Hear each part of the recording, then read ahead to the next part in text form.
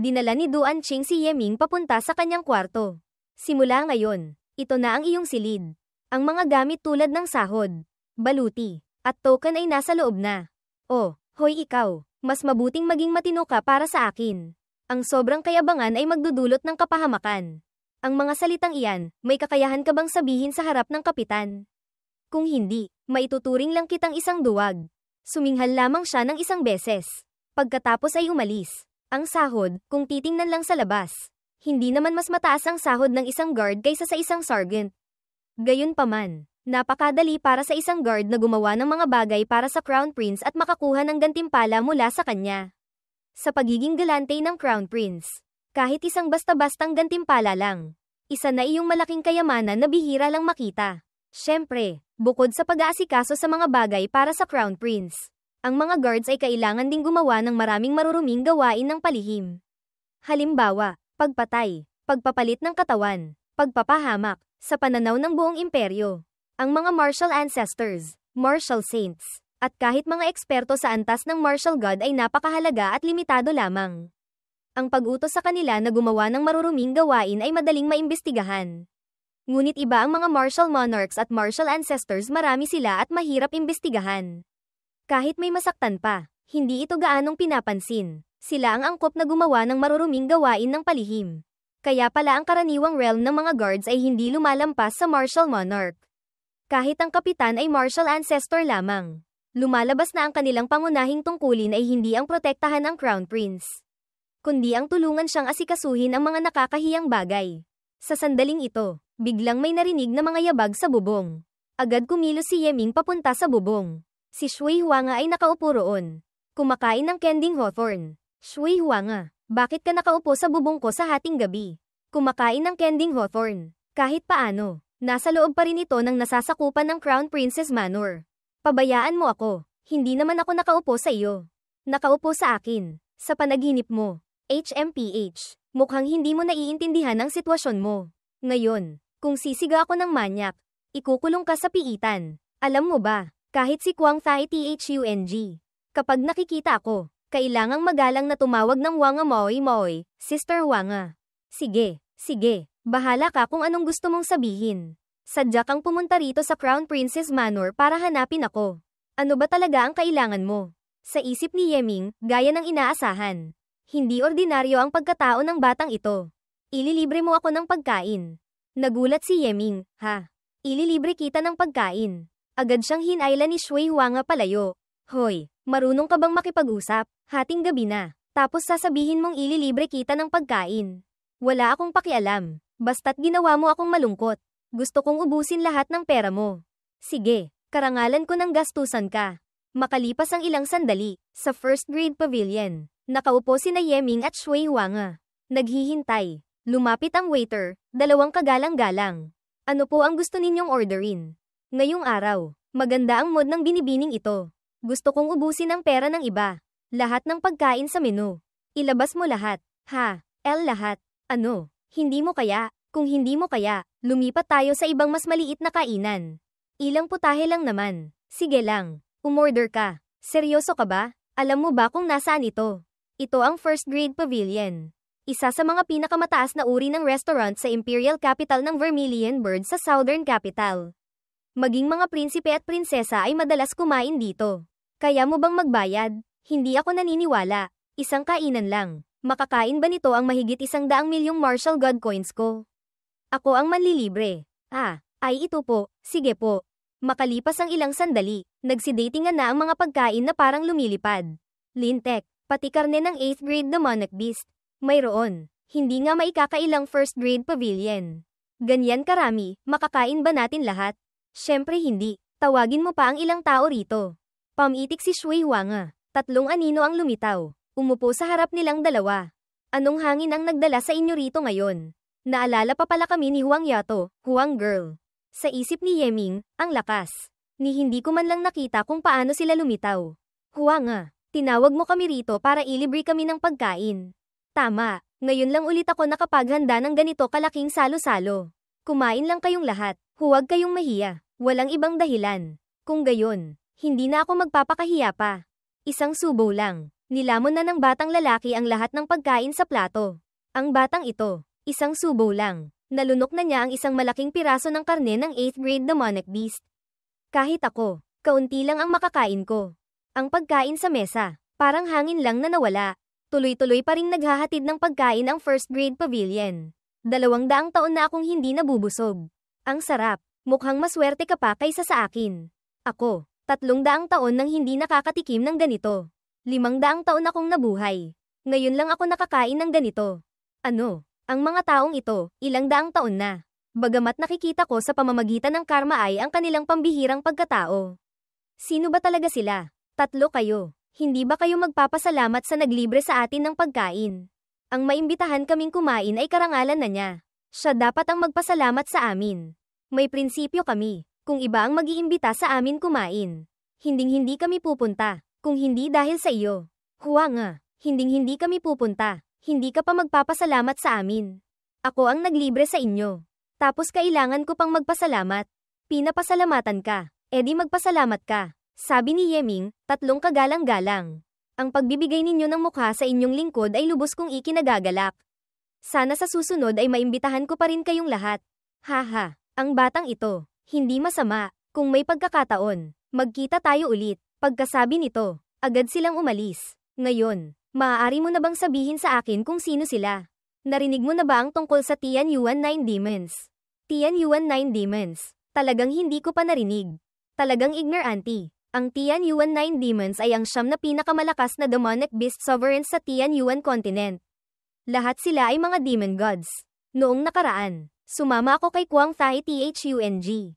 Nakilala ko ang tinatawag na Divine Demon Family, kasama ba roon ang 9 demons?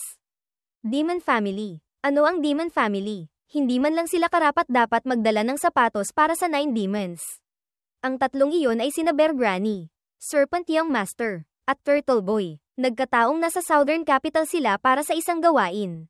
Ang maimbitahan mo silang kumain ay maituturing ng swerte. Isang kainan lang naman. Hindi naman ako umaasang makakakuha ng pabor mula sa kanila. Bilang mga beast gods, ayaw nilang masangkot sa karma. Ngayong kumain sila ng handa mo. Itinuturing na itong yin. Sa hinaharap, tiyak na magkakaroon ng effect. Wow. Huwag paano mo sila nakilala? Hindi kaya, isa ka rin sa 9 demons.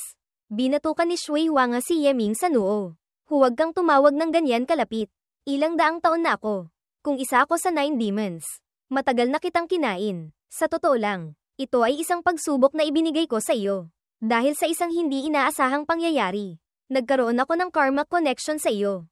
Kaya kailangan kitang tignan kung anong klaseng tao ka. Kung mabuti ka, iisip ako ng paraan para putulin ang karma connection natin. Mukhang sa ngayon, sa tingin mo ay hindi ako masama. Ngayon, ano na? Talaga bang iyon lang ang iyong layunin? Pagkatapos, paalala lang sa iyo, umalis ka na agad sa Vermilion Bird Empire. Kung hindi, mapapahamak ka ng malaki. Bakit mo nasabi iyan? Hindi ko masabi. Hindi ko masabi. Basta't naihatid ko na ang mensahe. Maniwala ka man o hindi. Bahala ka. Tahimik na nag-isip si Yeming. Makalipas ang ilang sandali, naglalakad si Yeming sa kalye. Kakaiba talaga. Malinaw na hindi naman kami gaanong nagkausap ni Shui Huang. Pero pakiramdam ko ay matagal ko na siyang kilala. Dahil ba ito sa karma connection? Sino ba talaga siya? Sa sandaling ito, isang boses ang narinig. Lintek, hintayin mo lang. Ako, malapit ko nang mabawi ang lahat. Nabugbog ba siya ng iba? Ang taong ito, kulang talaga sa palo. Mas mabuting mabugbog pa siya ng ilang beses. Ang ganda ng panahon. Kanina, may tumawag ba sa akin? Siguradong nagkamali lang ng tao. Hoy, Duan Ching, nabugbog ka ba ng iba? Kailangan mo ba ng tulong ni Brother G para makaganti? Ikaw, talaga bang, tutulungan mo ako? Malinaw na dati, ang trato ko sa iyo. Sa isip ni Yeming, ang kapal ng mukha ng taong ito. Hindi ba niya nakikitang nandito ako para mangasar? Ginakap ni Duan Ching ang hita ni Yeming at umiyak. Brother G, pahiram naman ng kaunting pera. Hindi naman marami. 100 milyong martial god coins lang. Sapat na. Masyado na akong maraming natalo. Ang mga ari-arian sa bahay, kapag nalaman ng kuya ko, papatayin niya ako. Magkano ang natalo mo? Nahihiyang sabi ni Duan Ching, 2 bilyon at 3,000 milyon. Kasama doon ang 1 bilyon at 8,000 milyon na hiniram ko sa loan shark sa Sag-Alan. Ang interes, araw-araw dumodoble. Brother G, Pahiram mo naman ako ng kaunti para makabawi ako. Ang pagbawi, pwede, ngunit kailangan mong hayaan akong umakyat. Sa isip ni Yeming, dahil kay Duan Shi, hindi ko pwedeng pabayaan siya. Sa huli, pareho kaming miyembro ng guard regiment. Magkikita at magkikita pa rin kami. Beiming, maghanda ka para sa malaking laban. Sige po, Master. Pagkatapos, may isang lalaking napasigaw habang hawak ang ulo. Talo na naman ako. Hindi masama, nanalo ng 10 bilyon. Sa isip ni Yeming, sa tulong ni Beiming. Mas marami pang pera ang kinikita ng batang ito kaysa sa akin. Shutian, ito ang 2 bilyon at 3,000 milyon na natalo mo. Buo, walang bawas. Ibabalik ko sa iyo. Syempre, hindi ito libre. Pinapatawad ko lang ang interes para sa iyo. Brother G, dati, patawarin mo ako. Ngunit ikaw, isang dakilang tao. Hindi mo pinapansin ang maliliit na pagkakamali. Hindi mo lang ako kinamuhian. Tinulungan mo pa ako. Brother G, huwag kang mag-alala. Pinakamatagal na ang 1 taon. Tiyak na ibabalik ko sa iyo ang perang ito. Sa isip ni Yeming, ang taong ito, hindi naman pala ganap na walang pag-asa. Marunong pa ring magpasalamat. Brother G, sa tingin ko, mabuti kang tao. Ano kaya kung ipakilala ko sa iyo ang kapatid kong babae? Baliw ka ba? Kailangan ko ba ang kapatid mo? Brother G, pakinggan mo ako. Ang kapatid kong babae, si Duan Xiaotian, ay isang kilalang kagandahan. Ngayong taon, 18 taong gulang pa lang siya. Isang likas na sacred body. Napakayabang. Tanging si Brother G lamang ang makakapagpaamo sa kanya. Mayroon na akong kapareha. Wala akong intensyon sa ibang babae. Bukas, kailangan ko pang magpraktis. Uuwi na ako. Hoy, brother. Ang isang lalaki na may 3 asawa at 4 na kerida ay normal lang. Brother G, hintayin mo ako. Kinabukasan, nagtitipon ng mga miyembro ng guard regiment para magpraktis ng formation. Array transformation. Chi Linking. Mga kadena ang lumipad palabas. Nagtipon para bumuo ng isang malaking array. Kuya, ano sa tingin mo si Ji Wagao, Yeming? Si Ji Ban, Yeming, kakaiba ang kanyang martial foundation. Napakatapat. Ang kontrol niya sa Gangchi ay maislan at maingat. Ang kanyang talento sa array formation ay pambihira. 3 araw pa lang, ganap na siyang nakasama sa battle array. Bihirang talento. Hindi lang iyon. Kuya, tingnan mo ang kanyang buong katawan. Itsura, at potensyal. Sa hinaharap, tiyak na may maganda siyang kinabukasan. Tiyak na magugustuhan siya ni Xiaotian. Kung magkakatuluyan silang dalawa, ang batang isisilang nila ay tiyak na magiging isang top tier na henyo. Kung gayon, magkakaroon na tayo ng henyong apo. Kaya pala iyon ang iyong intensyon. Mukhang nagkabati na kayong dalawa. Ngunit ang bagay na ito ay hindi maaaring padalos-dalos. Sa huli, kara-rating pa lang ni Ji Wagao dito. Sa kanyang kasalukuyang ipinapakita, hindi pa siya karapat-dapat kay Xiaotian. Kapitan, mayroon pong iuulat ang inyong lingkod. Ano iyon? Ang taong ito, kakapuri ko pa lang sa kanya ng 2 pangungusap. Nagsisimula ng gumawa ng gulo. Hindi ba niya alam na nagpapraktis tayo? Mayroon bang bagay na hindi maaaring sabihin mamaya? Kapitan, wala po akong intensyong gumawa ng gulo. Kundi, kanina, biglang may pumasok sa aking isipan. Naisip ko ang isang paraan para mapabuti ang battle array. Mapabuti ang battle array. Alam mo ba na ang battle array na ito ay dumaan sa libu-libong pagsubok at pagpipino ng maraming henerasyon bago nabuo? Tapos sasabihin mong gusto mo itong baguhin. Ang pagmamadali para sa tagumpay ay may limitasyon din. Kung ang paraang ito ay walang epekto, handa akong tanggapin ang parusa. Sige, gusto kong makita kung paano mo ito babaguhin. Sa isip ng kapitan, hindi kaya talagang may paraan ang batang ito. Ang kasalukuyang battle array ay madaling makapigil sa 5 martial monarchs. Ngunit kapag humarap sa isang martial ancestor, medyo hirap na. Mahirap supalan ng Yuan Qi, na nagpapahintulot sa kanilang divine soul na tumakas. Kung ang ikatlong hanay ay susulong ng 3 hakbang, ang array ay sa labas ay papalitan ng taong may Gangchi na may katangiang kidlat, maaaring gamitin ang lakas ng kidlat para supulan ng divine soul. Malulutas ang problema. Gawin ninyo ang sinabi niya. Agad silang kumilos ayon sa sinabi ni Yeming. Ang mga cade ng bakal ay nagsimula ring magbago. Lumipat si Duan Shi sa gitna ng array formation. Interesante. Lahat, makinig sa utos. Ako mismo ang susubok para makita kung magagamit ang battle array pagkatapos itong mapabuti. Mabilis nilang sinunod ang utos. Kinontrol ang mga cade ng bakal at itinutok sa Kapitan Duan Shi, pilit niyang kumakawala. Itigil ang array. Hindi masama. Talagang kaya nitong supulan ng divine soul. Ang lakas ay tumaas ng 2 bahagi. Wagaw. Nakagawa ka ng malaking kontribusyon. Iuulat ko ito sa itaas. Bibigyan ka ng gantimpala. Sinubukan ko lang naman po, hindi ko inaasahang magtatagumpay ng ganito. Ipagpatuloy ang pagsasanay. Makalipas ang ilang sandali. Ano? Karapat-dapat ba si Ji Wagao kay Xiao Tian? Kung pag-uusapan ang talento, kahit si Xiao Tian ay isang top-grade sacred body, si Ji Wagao ay maaari pa ring makapantay. Ngunit ang mas malaking problema ay si Ji Wagao ay walang kapangyarihan. Walang impluwensya. Mahirap makipag-usap sa mga maharlika at mga batang amo. Ano naman iyon? Huwag mong kalimutan. Si Ji Wagao ay may pera. Sa pagkakataong ito, sa paglusob sa Zuan Tian Great World, hindi ba't ipinatutupad ang contract soldier system? Basta't handa siyang gumastos, anumang oras ay maaari siyang maging isang general. Ang bagay na ito, hindi ako maaaring makialam. Ikaw ang magtanong sa kanya. Lumipat ang eksena sa kainan. Nakaupo si Yeming. May lumapit. Duan Second Master. Bakit ka na parito? Brother G. Nagbibiro ka pa. Anong Second Master? Tawagin mo na lang akong Little Ching. Sa pagkakataong ito, hinahanap kita para pag-usapan ang tungkol sa contract soldier system. Contract soldier system. Ang contract soldier system, ito ay ang mga sundalong kinontrata. Kung mas maraming tao ang lalahok at maglalabas ng pera, mas maraming sundalo ang maaaring makuha, na may tunay na kapangyarihan. Ikaw ay magiging pinuno, magkakaroon ka pa ng karapatang magtalaga ng mga opisyal. Sa madaling salita, sarili mong pera ang gagastusin mo para bumili ng mga sundalo. Sumama sa hukbo, lumaban, magkamit ng karangalan, at maging opisyal, para sa imperyo. Ang contract soldier system ay makakatipid ng malaki sa gastos. Dahil ang sahod at pangangailangan ng mga sundalo ay responsibilidad ng pinuno. Ang imperyo, kaunting lakas lang ang kailangan para makapaglunsad ng malakihang digmaan. Siyempre, ang mga nasamsam sa digmaan at ang mga karangalang militar ay pag-aari ng pinuno. Itinuturing itong paraan ng pagpapalit ng kapangyarihan para sa pera. Ang ganitong paraan ay madaling maging sanhi ng pagiging mayabang ng pinuno, na nagiging banta sa pamamahala ng imperyo. Hanggang ngayon, mayroon, ang Vermilion Bird Empire ang gumagamit ng contract soldier system. Makikita na ang maraming taon ng tuloy-tuloy na pakikidigma sa labas ay nagdulot ng malaking pagkaubos. Mahirap nang suportahan ng kaban ng bayan.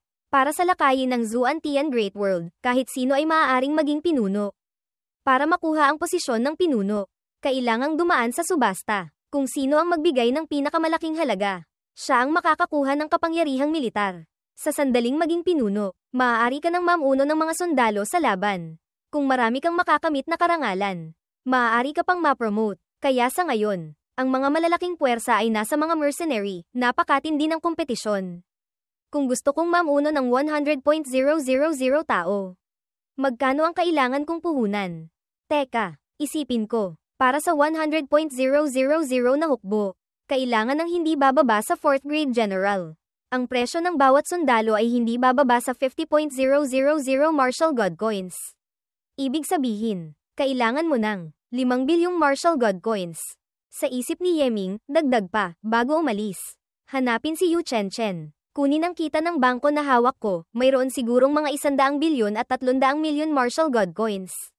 Kahit isama pa ang mga pangangailangan ng hukbo at iba pang gastos, kaya kung maging pinuno na namumuno ng 200.000 na hukbo. Noong una, si Wuxi ay namuno lamang ng 100.000 na hukbo. Brother, ang bagay na ito ay napakakomplikado. Kung aling mga sundalo ang magagaling. Kung alin ang hindi, tanging ang mga nasa larangan lamang ang nakakaalam ng malinaw. Kung gusto ni brother na kumuha ng mga sundalo, maaari mong hilingin ang tulong ng aking kuya para pumili. Bihasa siya sa larangang ito. Sige, bukas, hihingi ako ng tulong sa kapitan. Kinabukasan, sa Vermilion Bird Training Grounds, humingi na ng tulong si Yeming kay Duan Shi. Magsisimula sa 150.000 sundalo. Zenon Army. Ang panimulang presyo ay 50 bilyon. Zenon Army. Noong nagbabantay sila sa timog, marami silang nakamit na karangalan. Ang presyong 50 bilyon. Napakamura na. Mag-aalok ako ng 51 bilyon. 52 bilyon. Isang grupo ng mga Hangul. Ang mga piling sundalo ng Zenon Army ay lahat nagbabantay sa timog. Ang mga nandito ay puro matatanda at may kapansanan. Tapos bibilihin pa nila. Ang ating Vermilion Bird Empire ay may kabuuang, ilang uri ng malalaking hukbo. 49 na uri, kasama doon, 16 na malalaking hukbo ang nasa malayong ekspedisyon sa labas. Ang natitirang 33 na malalaking hukbo ay nagbabantay sa ating teritoryo. Ilan ang tao sa bawat malaking hukbo? Ang sitwasyon ng bawat grupo ay magkakaiba. May mga grupo na napakakaunti ng bilang. Halimbawa, ang Zenon Army. Mayroon lamang mga 500.000 tao. May mga grupo naman na napakarami ng bilang. Tulad ng Feilong Army na nagbabantay sa West Sea. Mayroon silang mahigit 8 milyon katao. Tungkol naman sa mga pangunahing hukbo na nakikidigma sa labas. Ang bilang ay hindi tiyak na marami. Ngunit ang kanilang kagamitan ay napakagagaling. Maligayang pagbati, Ji Zhangui. Nakuha ninyo ang mga sundalo ng Zenon Army sa halagang 70 bilyon. Susunod. Tatawagin ko na ang susunod na grupo ng mga sundalo. Malalaking mga yabag ang narinig. Maging ang mga taong nakatayo sa tabi ay natakot at napapawisan. Ang bagong grupo ng mga sundalo na umakyat ay may malalaki at matitipunong pangangatawan. Mga kagalang-galang, ang 30,000 taong ito ay lahat kinuha mula sa Giant Spirit Army. Lahat sila ay mga miyembro ng Giant Spirit Race. Ang mga Giant Spirit ay may malakas na kakayahan sa pakikipaglaban. Ngunit mahirap pamahalaan, kaya ang presyo ay medyo mababa. Panimulang presyo, 10 bilyon. Ang mga miyembro ng Giant Spirit Race ay napakatigas ng ulo. Kumakain ng hilaw, lumalamon ng buhay, likas na mababangis, at hindi sumusunod sa pamamahala. Tama ka, narinig ko, lalo na ang grupo na ito na dinala sa training grounds ngayon. Sila ang pinakamasasama, kahit ang pinuno ng mga Giant Spirit ay hindi sila mapamahalaan. Kung hindi, bakit naman sila kukunin ng kanilang pinuno at ibebenta sa subasta? Hindi ko sila mapapamahalaan, hayaan na lang. Kapitan, ganoon ba kahirap pamahalaan ang Giant Spirit Race? Dapat mong malaman, dati, noong ang Giant Spirit Army ay nakikipaglaban sa labas, ang kanilang posisyon ay mas mataas pa kaysa sa Vermilion Bird Army. Sa ganoong treato, hindi pa rin sila napamahalaan. Ang grupong ito, tinanggal pa nga at ibinenta sa subasta. Isipin mo na lang kung gaano sila kasira. Kahit mahigpit na batas militar, hindi sila mapatino. Batas militar, HMM. Nang ahas pa nga silang bugbugin ang kanilang general. Natatakot pa ba sila sa pagpugot ng ulo habang tumatawa? Paanong mapapatinaw sila ng kakarampot na batas militar? Kung may pagkakataon, gamit ang kanilang talento, hindi na sana sila napunta rito. Maliban na lamang kung ang mamamahala sa kanila ay mas mabangis pa kaysa sa kanila. Baka sakali pa. Ang ibig ninyong sabihin, simple lang. Tingnan mo ang mga Giant Spirit Soldiers na ito. Karamihan sa kanila ay Grand Martial Masters. Iilan lang ang martial ancestors. Kung matatalo mo ang lahat ng kanilang mga Grand Martial Masters na may mataas na cultivation, susundin ka nila. Tahimik na nag-obserba at nag-isip si Yeming. Ngayon, ang subasta ay magsisimula na. Panimulang presyo, 10 bilyong martial god coins. Lahat ay tahimik, walang gustong bumili. Mukhang wala nang iba pa. Ang ganitong uri ng mga sundalong hindi sumusunod sa pamamahala, talagang mahirap magkaroon ng bibili. Sige, susunod na grupo. Kung gayon, mag-aalok ako ng 10 bilyon. Baliw ka na ba? Nag-aaksaya ka lang ng pera para bumili ng gulo. Hindi ka man lang dapat nakipagnegosasyon sa akin. Basta na lang nag-alok, masyadong padalos-dalos. Kung talagang hindi ko sila mapasunod, ayos lang. Ituring ko na lang na naglabas ako ng pera para bumili ng leksyon. Hay, ang leksyon mong ito, masyadong mahal. Sa lakas nilang kumain, natatakot akong uubusin nila ang yaman mo. Ang bisitang ito, talagang mapagpas siya. 10 bilyon. Deal. Simula ngayon, sila ay inyo ng pribadong mga sundalo. Maaari nyo silang gawin ang gusto ninyo. Kahit patayin pa sila. Pagkatapos, kasama ni Yeming si Duan Qing para kunin ang mga tao. Ay, Brother Jiko, bakit mo binili ang ganitong klaseng mga tao? Ang mga ito, may itsura ba silang sundalo? Kung hindi mo alam, aakalain mong mga bandido sila.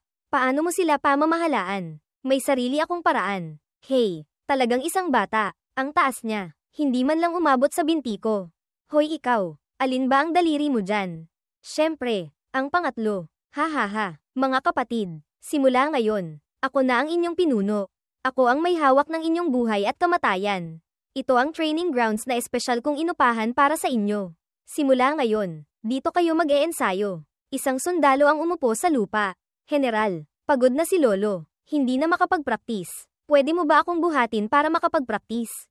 Nagkatinginan silang dalawa. Haha, hindi ba't pinahihirapan mo ang ating munting general? Baka mapiga mo siya hanggang mamatay. Hindi na tayo makakain. Hey, hindi naman sa hindi pwede. Ngunit, Napakalakas ng aking puwersa. Baka hindi ka karapat-dapat. Lakas. Tumilapon siya dahil sa hagis ni Yeming. Hahaha. Hindi ko inaasahan. Nahagis ng isang munting bata. Hindi kaya. Bata, matagal ka nang hindi nakakain ng masarap kaya kapayat. Nakakahiya ka sa giant spirit race namin. Hindi ka pa pumunta at kumain ng putik pansamantala. HMPH. Isang grupo ng mga hanggal. Mahirap bang aminin na mas malakas ang iba? Ang general. Sa ganitong lakas, gamit ang katawan ng tao. Natatakot akong malapit na niyang maabot ang kahulugan ng lakas. Susunod, hayaan ninyong si Meng He ang makipagpaligsahan sa general. Tingnan natin kung kaninong lakas ang mas malaki. Sa isip ni Yeming, ang kahulugan ng lakas, iyon ang sukdulan ng kontrol sa lakas. Pagkatapos magkaroon ng 50 milyong jin, umabot na ito sa punto ng pagbabago. Ngayon, ang buong lakas ni Master ay hindi na malayo sa 50 milyong jin. Tingnan mo ang tiwala mo sa sarili. Parang ikaw ang pinuno. Ikaw na siguro ang may pinakamalakas na puwersa sa lahat. Hindi ba? Sige, sundin kita. Isa laban isa tayo. Naghanda si Meng He. Agad siyang sumugod kay Yeming. Isang malakas na bang. Pinipigilan siya ni Yeming gamit ang isang kamay. Mukhang, malinaw na kung sino ang nanalo at natalo. Ako, talo na ako. General, paano mo kami balak sanayin? Kumain, uminom, magsaya. Dati, mga kapatid, kailangan ninyong lumabas at makipagdigma.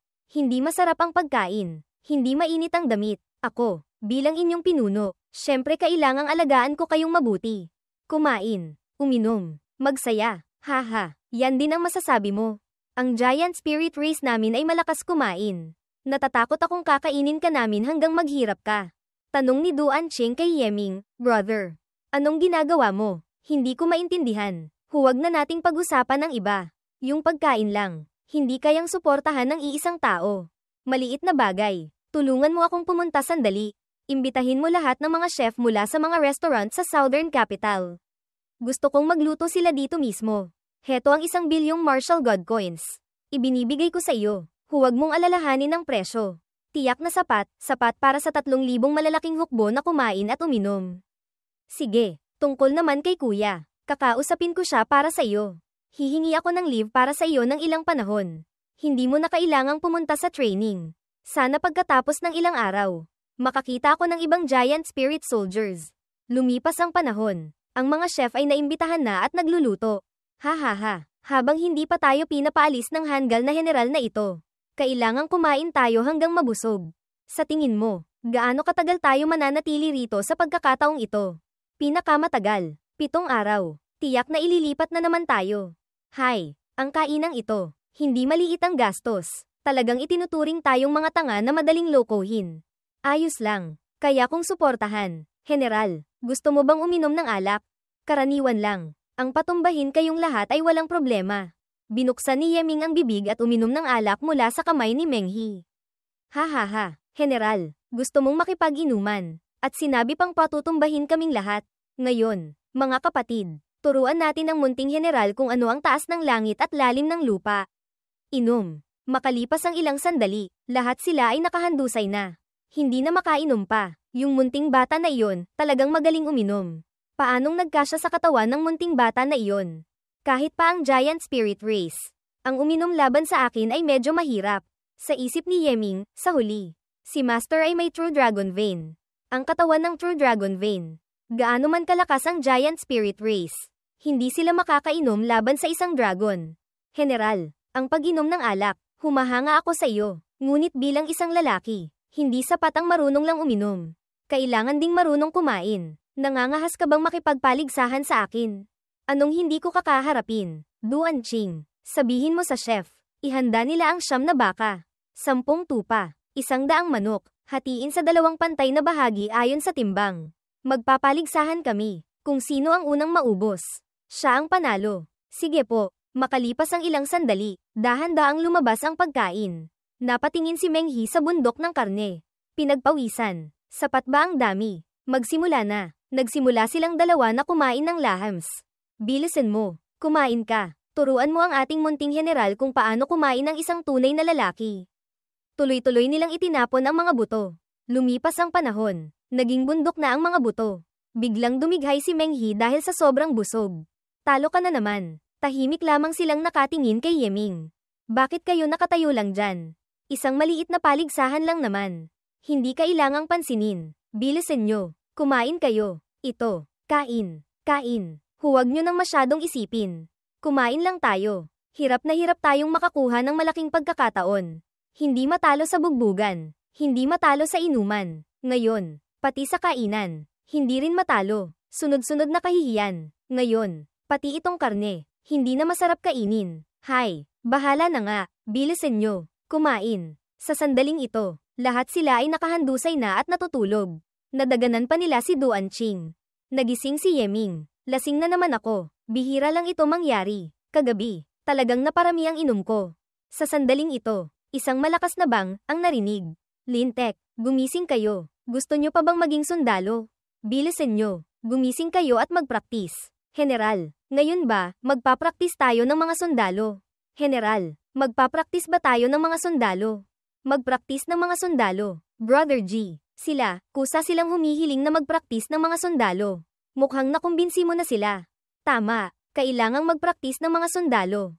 Kung hindi, paano tayo lalaban? Anong practice ng mga sundalo? Sinabi ko na, dadalhin ko kayong mga kapatid para kumain, uminom, at magsaya. Masyadong mahirap ang pagpapraktis ng mga sundalo. Ngayong araw, bibigyan ko kayo ng tig-1,000 baon. Lumabas kayong lahat, kumain, uminom, magsaya. Kung hindi nyo mauubos, huwag kayong babalik. Hindi ako nagkakamali ng dinig. Bawat isa, 1,000 martial god coins. Hindi mauubos. Hindi pwedeng bumalik. Tama iyon. Hindi mali. Hindi pa kayo aalis para magsaya. HMPH. Magsaya kung magsaya. Anong practice ng sundalo? Hindi ba mas masaya maglaro ng babae? Tara, pumunta tayo sa lungsod. Uminom ng alak. Magsaya. Brother G, ano ba talaga ang binabalak mo? Ano sa tingin mo ang mga giant spirit soldiers na ito? Sa totoo lang, hindi naman sila kasing pangit ng sinasabi ng lahat. Kung saan eksakto ang pangit, hindi ko masabi. Basta't pakiramdam ko, hindi naman sila ganap na walang pag-asa. Pagpapahalaga sa sarili. Ang mga taong ito, mukhang napakabangis. Ngunit sa totoo lang, lahat sila ay napakayabang. May malaking pagpapahalaga sa sarili. At mayroon ding malaking kahihiyan. Hintayin mo. Pagkatapos ng 3 araw, malalaman mo. Lumipas ang panahon. Pagsapit ng gabi. Hihi. Yung babaeng iyon, akin. TSK. Ang puwit. Ang dibdib. Parehong malaki. Ang ganda. Yun pa rin ang sa akin ang mas maganda. Malambing ang boses. Madaling kausap. Marunong pang maglaro. Nakabalik na kayo. Mukhang lahat kayo ay sumunod sa utos ko. Inubos lahat ng pera. Bilang gantimpala sa inyo. Ngayong araw, magpapatuloy tayong kumain ng karne at uminom ng alak. Inutusan ni Yeming ang chef na ilabas ang alak at karne sa harap nila. Haha, kain. Mga kapatid, magpalitan tayo ng karanasan sandali. Baka sakaling bukas, may babae na namang paglalaruan. Kinabukasan, kainan at inuman pa rin. Sa 3 araw, hindi na nila kaya pang kumain at uminom.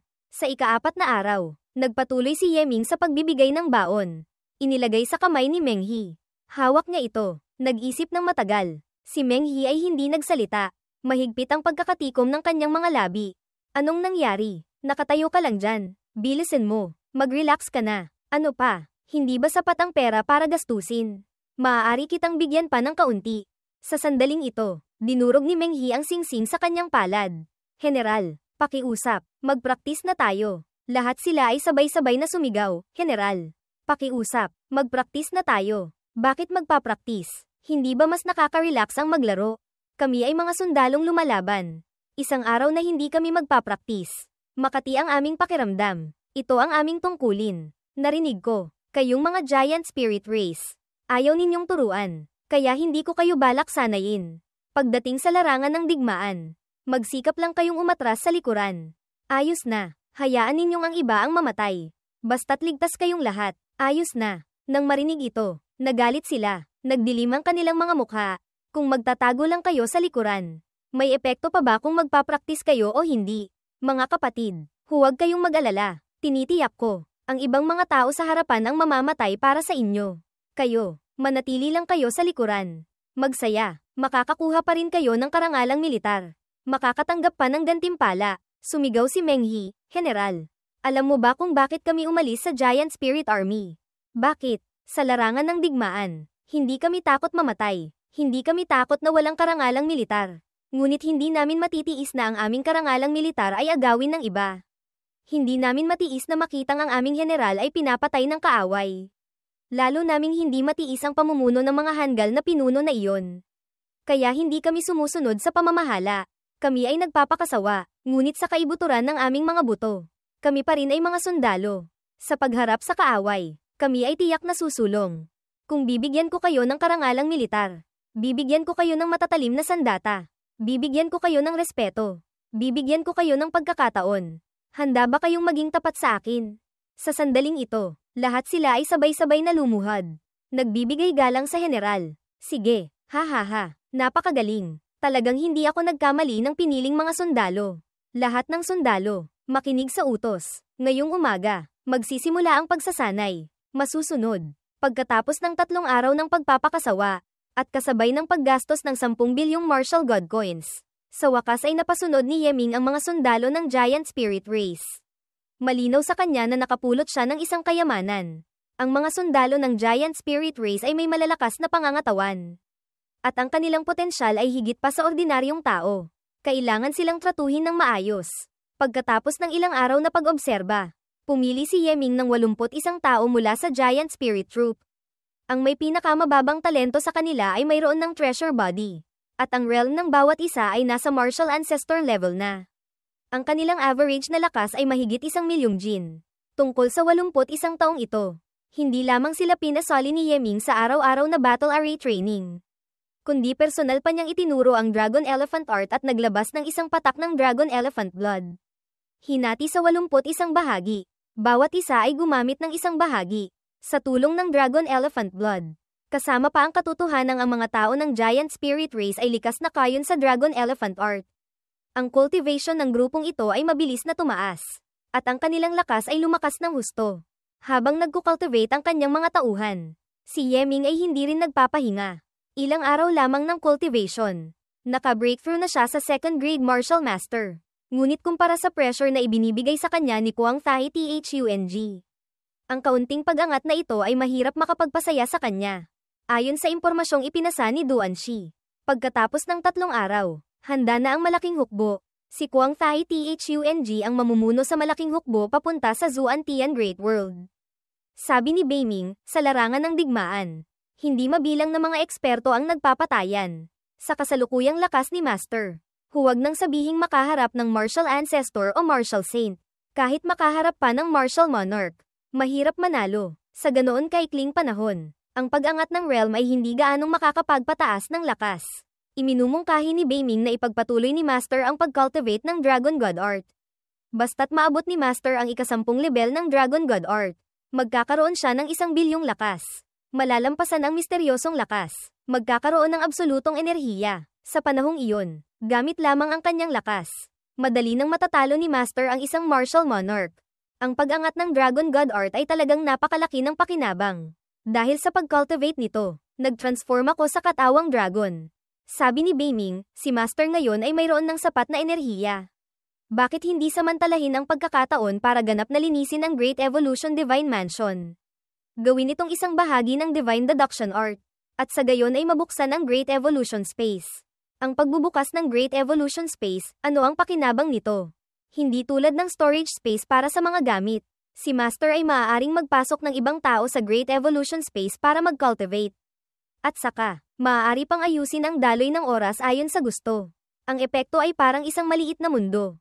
At saka, ang mga batas sa loob ng Great Evolution Space ay kapantay ng taas ng tunay na mundo. Ang mga side effects ng pagkukultivate sa mundong ito ay halos wala. Sa wakas, magkakaroon na ako ng sarili kong maliit na mundo. Kung gayon, paano ito ganap na lilinisin? Kailangan ng ilang martial god coins, 9th grade spirit stones, 9th grade talismans, at iba pa. Ang kabuuang halaga ay aabot sa 80 bilyong martial god coins. Sa aking kamay, may natitira na lamang akong 1.3 trilyong martial god coins. Sige, linisin mo na. Agad na inilagay ni Bei Ming ang lahat para sa paglilinis. Makalipas ang ilang sandali, nabuo na ang maliit na mundo ni Ye Ming. Dahan-dahan siyang pumasok sa loob ng Great Evolution Space. Bumaba si Ye Ming sa ibaba. Ito, ang aking maliit na mundo. Tama ka, ang Great Evolution Space ay nasa simula pa lamang. Para makumpleto ito, Kailangan pa ng mas maraming yaman. Sa kasalukuyan, hindi ito sapat gamitin. Little Qiang, Little Bao, lumabas kayo. Ang dalawa na mahimbing na natutulog ay hinayla ni Yeming palabas. Master, nasaan ito? Kahit saan, ay aura ni Master. Ito ba ang inyong maliit na mundo? Ang maliit na mundo, hindi ba't kailangan munang maging martial saint bago mabuksan? Gumamit ako ng ilang secret techniques para gawin ito ng maaga. Simula ngayon, kayo ni Little Bao ay dito na magkukultivate. Mamaya, may ipapasok pa akong ilang tao rito. Tandaan ninyo, huwag kayong magpapakita sa kanila. Sige, sa sumunod na mga araw, ipinasok ni Yeming ang 81 giant spirit soldiers sa loob ng Great Evolution Space para mag-cultivate. Sinabi lamang niyang ito ay isang maliit na espasyo na ginawa niya gamit ang isang secret treasure. At saka, inayos niya ang daloy ng oras para mapanatag silang mag-cultivate dito. Samantala, si Yeming ay umiwas sa kanila. Pumunta sa ibang sulok ng maliit na mundo. At nag-focus sa pagkukultivate ng Dragon God Art. Lumipat ang eksena sa tirahan ng 7th Princess. Si Jiang Zhu. Kayang pasunurin ang mga giant spirit soldiers, tunay ngang isang bihirang talento. Kahit siya man si Yeming o hindi, kailangang isipin ng paraan para makuha siya rito. Prinsesa, ano po ang inyong balak? Sakto, matagal na akong hindi nagsasaya. Bukas ng gabi, maghanda ka ng isang salo-salo. Bumalik sa lugar kung saan nagpapraktis si Yeming, sa sandaling ito. Ang mga yabag ni Yeming ay nagdudulot ng bitak sa lupa sa ilalim. Anong nangyayari? Paliwanag ni Beiming, pagkatapos ng 7 taon ng cultivation sa Great Evolution Space. Ang Dragon God Art ni Master ay naka-breakthrough na sa ika-10 level. Ang lakas ay lumampas na rin sa 1 bilyong jin. Pansamantalang mahirap pang masanay. Kailangan lang masanay sa pagkontrol ng lakas ng kaunti. Ayos na. Pagkontrol ng lakas. Mas gaman ang mga hakbang ni Yeming, hindi ko naman sinasadyang kontrolin ang lakas. Pero nagkaroon na ng ganito kalaking pagbabago. Ito na ba ang malalim na kahulugan ng pagiging malakas sa lakas? Gamit lamang ang lakas. Kaya ko nang talunin kahit isang martial ancestor. Hoy, Brother Jiko, anong ginagawa mo? Nakikipag-away sa mga tauhan mo? Wala, may nangyari lang na hindi inaasahan. Anong kailangan mo? Brother G, saan ka ba nagpupunta nitong mga araw? Hindi kita mahanap. Ngayong gabi, maghahanda ng salo-salo ang prinsesa. Iniimbitahan ang lahat ng mahuhusay na kabataan sa Southern Capital. Gusto kitang isama. Prinsesa, aling prinsesa ang may ganitong kakayahan? Siguradong ang 7th Princess na pinakamahilig maglaro. Pinakamalaki ang reputasyon. Ang katayuan ay pangalawa lamang sa Crown Prince. At pinakamamahal ng Emperor ng Vermilion Bird Empire. Kasama sa listahan ng mga dakilang kagandahan. Ang Peerless Beauty. Si Princess Piaozu, si Jiang Zhu, mahilig maglaro, iyan ay inaamin ko. Sinabi mong siya ay isang dakilang kagandahan. Magdududa ako kung bulag ka ba. Tiyak na walang kaugnayan sa kanya ang salitang dakila. Bakit siya nag-oorganisa ng salo-salo? Para maghanap ng mapapangasawa? Malamang hindi. Hindi ko pa narinig na naghahanap ng asawa si Princess Piaozu. Ngunit, Brother G, sa iyong itsura na parang puno ng jade sa hangin. Baka sakaling mapansin ka niya. Hay, wala akong interes. Ikaw na lang ang pumunta. Ang ugali ni Jiang Zhu. Ayokong masangkot sa kanya. Brother G, sumama ka na sa akin. Si Little Brother, nag-iisa at malungkot. Samahan mo na ako, please. Nainis si Yeming nang makitang pati si Duan Shi ay dumating. Hindi ba't kasama mo ang kuya mo? Kailangan mo pa ba akong sumama? Si Brother G ay isang talento. Sayang kung hindi siya pupunta. Tiyak na. Sa isip ni Duan Shi, si Xiao Tian at si Princess Piaozu ay matalik na magkaibigan. Gamitin ang pagkakataong ito para mas makilala niya si Ji Wagao. Baka sakaling magustuhan niya talaga siya. Sa isip ni Duan Qing, hoy, hindi kaya, si Princess Piaozu ang may gusto kay Ji Wagao. Kung gayon, malulugi tayo ng malaki. Sagot ni Duan Shi, huwag kang mag-alala. Si Princess Piaozu ay isang babaeng may malaking ambisyon. Hindi niya papansinin ang mga usaping pag-ibig ng lalaki't babae. Hindi mo ako dinala rito para makilala ko si Duan Xiaotian. Ang kapatid mo, hindi ba? Ang kapatid ko, kahit paano.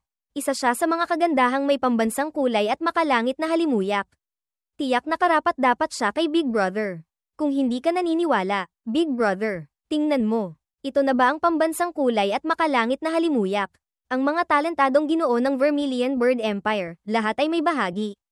Talaga bang nasa loob si Jiang Zhu? Teka. Si Wang Lingdai, Yu Lingdai. Ang tunay na pangalan ni Sulan ay Yu Lingqiao. Si Yu Lingdai ay ang kanyang pinsan sa angkan. Noong bata pa si Sulan, si Yu Lingday na may heaven charm body ay nainggit sa kanyang flawless sacred body kaya nagtangka siyang agawin ito. Nagtangka pa siyang saktan si Sulan ng maraming beses, na nagtulak sa kanya na umalis papunta sa Crimson Sun Sect. Hindi ko inaasahan na makikita ko si Yu Lingday rito. Sa sandaling ito, isang boses ang narinig, "Kuya, si Duan Xiaotian." Si Duan Xiaotian nga, talagang maganda gaya ng sabi-sabi. Hindi ko inaasahan, pati siya ay dumating. "Xiaotian, bakit ka tumakbo rito?" "Hehe, nandito ako para tumingin kung may gwapong Ginoo. Para mapakasalan ko na siya agad. Hindi ba't lagi niyo akong minamadaling mag-asawa?" "Xiaotian, bilisin mo, lumapit ka rito. Magbigay galang ka kay General G. Wagaw." "General, hindi ba't binili iyon? Narinig ko na ang tungkol sa contract soldier system. Maliit na bagay lang, huwag mong pansinin." Sa isip ni Yeming, gaya nga ng sinabi ni Duan Qing. Ang kanyang kapatid na babae ay talagang napakaganda. Mahirap paniwalaan. Sa itsura ni Duan Qing, mayroon siyang ganito kagandang kapatid. HMPH, pinupuri niyo ako ng sobra. At saka, hindi naman ganoon kapangit si kuya. Haha, mukhang hindi interesado sa akin si Xiaotian na ito. Sakto, ayoko rin namang masangkot pa sa ibang babae maliban kay Sulan. Nagkatinginan sina Duan Shi at Duan Qing, Brother G. "Xiaotian, mag-usap muna kayo ha. Pupuntahan lang namin ang ilang mga dating kaibigan para makipag-usap." "Ha, talagang marunong magplano." HMPH, kaya pala iyon ang intensyon ni kuya. Lagi nilang sinasabi na hindi magagaling ang mga lalaking nasa paligid ko. Hindi kaya, magaling ang isang ito. Tiyak, bagamat mukhang napakagwapo, pero mukhang wala namang laman ang utak. Gawan ko nga siya ng kaunting gulo. Para makita niyang mahirap at umatras. "GG Agej, Kuya G. Ang gwapo mo talaga. Malapit na akong mahulog sa iyo. Sa unahan, may masarap na matamis na pagkain. Maaari mo bang samahan si little sister kumain?" Itinulak ni Yeming ang kanyang kamay. Sige, tinulak niya ako. Nagpapanggap na disenteng Ginoo. Sa loob-loob niya, siguradong nahuhumaling na siya sa akin hanggang sa mawala na sa sarili. Agad kitang bibigyan ng mapait na lasa. Hinawakan agad ni Duan Xiaotian ang kamay ni Yeming, "GG Agej. Sumama ka sa akin dito. Masarap ang mga panghimagas doon." HMPH, yung maputing mukha na iyon. Saan galing? Bakit ganoon na lang siya kalapit kay Xiaotian? Karapat-dapat ba siya kay Xiaotian? Sa isip ni Yeming, gaya ng inaasahan. Naramdaman ko ang hindi mabilang na puot. Itong si Duan Xiaotian, gusto akong pahirapan. Teka, Xiaotian, matagal na tayong hindi nagkikita. Humanap tayo ng tahimik na lugar para mag-usap sandali. Noong isang araw, nanalo ako ng unang pwesto sa kompetisyon ng Yu-Clan. Nakakuha ako ng ilang sanga ng Divine Fruit bilang gantimpala. Sabay nating tikman. Sayang naman, Yu Gongzi, Young Master Yu. Kailangan kong samahan si Gigi Agej kumain ng panghimagas. Kapag may oras ako, kakainin ko na lang ang prutas mo mamaya. Si Yu Qing ay na-reject na parang tinamaan ng kidlat. Bumalik siya at tinapak ang balikat ni Yeming. Mukhang pamilyar ka. Saang maliit na pamilya ka galing? Dapat mong malaman. Ako, bilang isang silver aristocratic scion. Hindi ba't hindi ako maaaring lumapit kay Xiaotian? Hindi mo man lang ako binibigyan ng kaunting mukha. Patitikiman kita ng aking galing. Naglalaro ng yin system. Nagpakawala ng aura si Yeming palabas. Tinulak siya palayo. Tumilapon ang lalaking iyon sa pader. Nagkabitak ito. Ang lakas. You. Family scion. Sa susunod, huwag kang basta-basta gagalaw ng gamit ng iba. Kung hindi, kapag dumating ang kapahamakan, huwag kang maninisi. Ang mga tao sa paligid ay natakot. Hindi nang ahas magsalita. Ang galing. Mukhang, hindi siya simple. Makalipas ang ilang sandali, pumipili ng panghimagas si Yeming, ninanamnam. Hindi nga may kakaila, panghimagas sa mansyon ng prinsesa. Pagkalagay pa lang sa bibig. Natutunaw na, napakasarap. Gigi Agej. Nagkasala ka kay Young Master Yu. Hindi ka ba natatakot na hanapin kanila para mag-higanti? Hindi ba't iyon ang resultang gusto mo? Ha, wala ah. Ang mga taga-Vermilion Bird ay hindi nanloloko ng kapwa taga-Vermilion Bird. Wala akong masamang intensyon. Sa sandaling ito, isang tawag ang narinig. Kaibigan, maaari ba tayong mag-usap sandali? Kilala ba kita? Hindi, ngunit kilala ko si Yu Qing. Yung taong binugbog mo ng malubha kanina. Kaibigan ko siya. Nang ahas kang saktan ng tao sa isang salo-salo sa mansyon ng prinsesa. Naisip mo ba ang kahihinatnan? Haha, bulag ka ba? Malinaw na siya ang unang umatake sa akin. Pagkatapos, siya mismo ang gamulong sa lupa. Hindi man lang ako ang gumalaw. Tapos sasabihin mong parang totoo. Ah, ganoon pala. Magaling ka rin palang magsalita. Ngayon, sinaktan mo ng malubha ang tao. Ang bagay na ito ay hindi maaaring palampasin. Sige, nangangahas ka bang makipaglaban ng ilang palitan sa akin sa martial arts hall? Kung mananalo ka, itong piraso ng Dragon Soul Jade ay mapupunta sa iyo. Kung matatalo ka, humingi ka ng tawad kay Yuqing sa harap ng lahat. Dragon Soul Jade, nangangahas kang ipustayan. Ang halaga niyan ay hindi bababa sa 10 bilyong martial god coins.